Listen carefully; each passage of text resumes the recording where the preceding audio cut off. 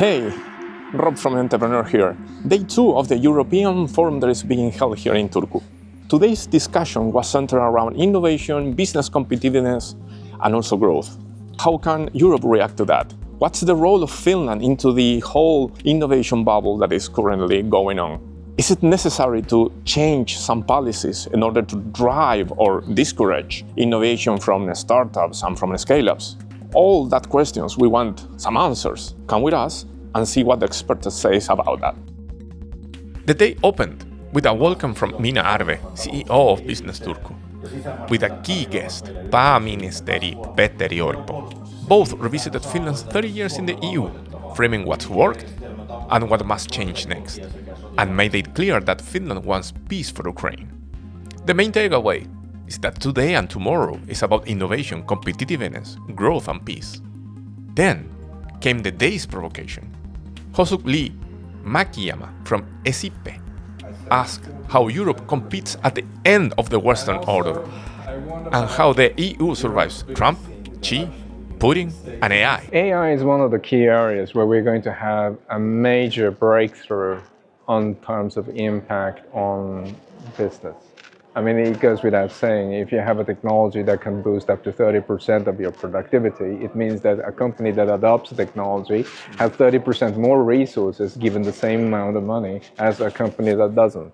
Guess where the winner is going to be at? I mean, there are a number of fears around AI, and I belong to one of them who's really concerned about it.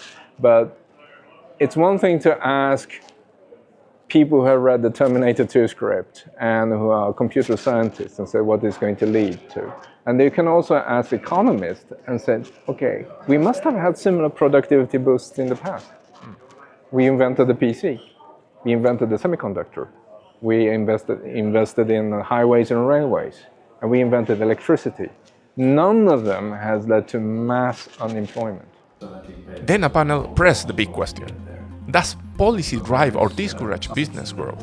On a stage, Kenneth Whittle from Wärtsilä, Las Leppäkorpi from Cardiosignal, MP Mia-Petra Kumpula-Natri, and Lee-Makiyama were moderated by Tapani Myyli from Business Turku.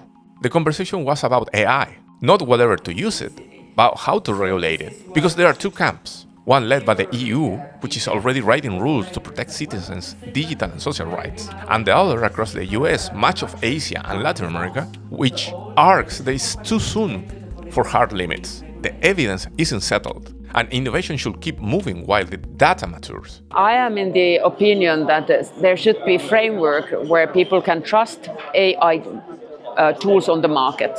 And we have seen that the social media was fully unregulated, and we have big challenge nowadays.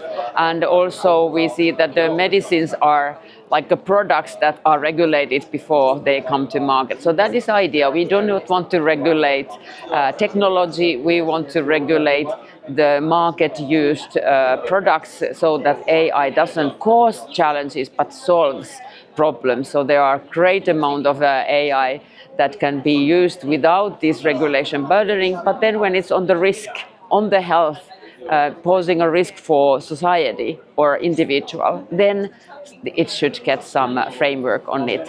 And even there, if there is a gray zones, there is sandboxes that you can frame your trial before there is a risk. So we want to a little bit prevent on the risks, whereas the other opinion is say that let's try to react only when the risk is happening for real and not prevent it ever happening. So, what does an experienced entrepreneur think about these opposing views on a technology that's here to stay?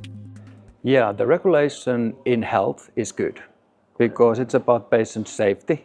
It's about the people being able to trust what they are getting for their health, for diagnosis, that they are actually true, what they're getting the results, the treatment is actually effective. So the regulation is good.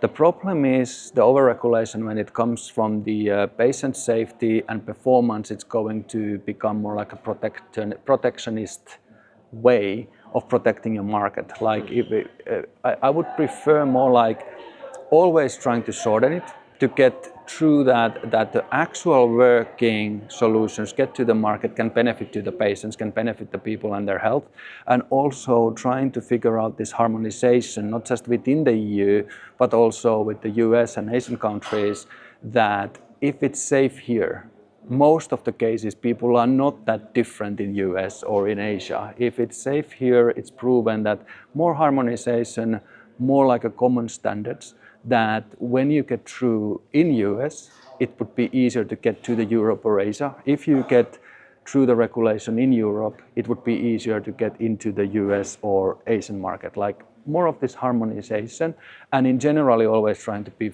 faster, but keeping it still that maintaining the patient safety, not the protection, but the safety. 2 days down, one more to go. From Turku, this was a report from Entrepreneur Media.